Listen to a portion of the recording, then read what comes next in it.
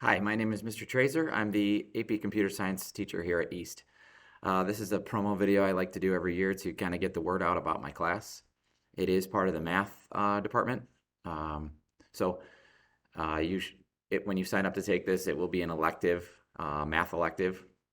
Typically, you take it junior or senior year. I have had some sophomores with some success in the past, but typically most of my students are juniors and seniors.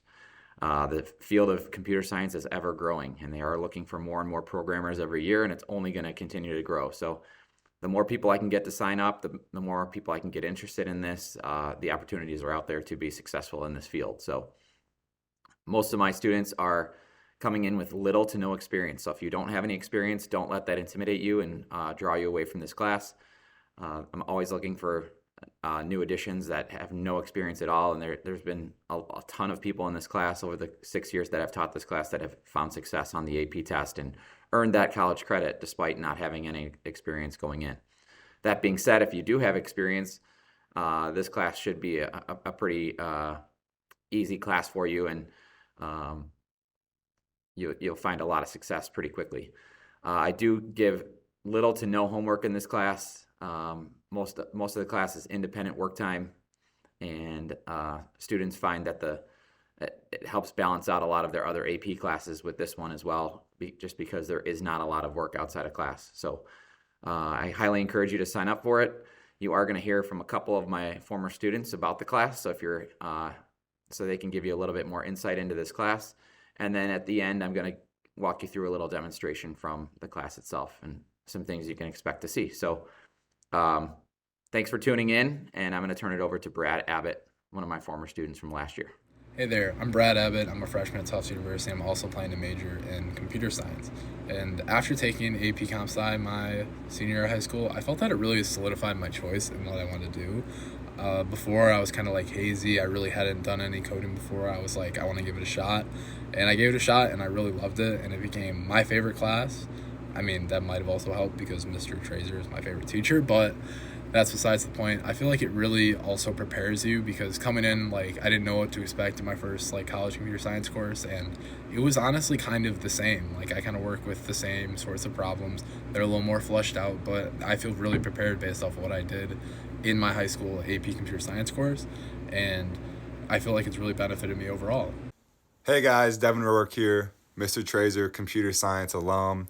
Computer science was one of my favorite classes in high school because I had the freedom to hang out and talk with my friends while also trying to do different types of code in the computer. While I don't do anything computer science now, it really helps me with my real estate finance job because I understand the code as build models for my job. You got to know something about coding and how computers work in this day and age. So you might as well do it now in high school where you can do it with your friends for free rather than later on in life. So take computer science. All right, so it's back to Mr. Trazer here. This is the platform that we use to program in this class. This is a program called Eclipse that will be installed on your computer when you join this class. So I'm going to show you like 3 different programs, one that's kind of early on, one that's kind of middle of the semester, and then one that's our final project for first semester. So first one is called the sum of 2 odd numbers. So again, this is an input. It says, please enter an integer. You can enter any integer you want. I'm just going to enter something like 11. So I take it down here and I hit 11. And the second integer I enter, let's say, is 54. Okay, so it takes these 2 numbers, and then it says the sum of the odd numbers between 11 and 54 is 704, including 11. So it would start adding 11 and 13 and 15 and 17, etc. And if you added all those numbers all the way up to 53, which is the last odd number, you would get 704. So again, I could type in any 2 integers, and based upon that input, it's going to add those digits accordingly, or those odd numbers accordingly. So this looks very basic, but this is kind of a complicated program from first semester. So something that you'll get to eventually, maybe in, I think it's chapter 3 or 4. So just a little taste of what you'll see in one of the programs. Next one is called a vending machine. It's not an actual vending machine. It just kind of simulates a vending machine. So this says the delivery driver just filled up the machine with what kind of cans. So let's say I just say Coke. Again, it's going to take that input, store it, and it's now going to say that they filled it up with how many cans of Coke. So I'm going to type in 24, which is a whole case. It says it's now filled with 24 cans of Coke. How many would you like to buy? So I'm going to buy 3 cans. And now it says that it accepted those 3 tokens, not coins, but tokens. And it says that there's 21 cans of Coke left with 3 tokens inside, the ones that I just put in to make sure I got those 3 cans of Coke. Okay, so again, it's taking these inputs and it's storing those and allowing us to print different outputs based on that.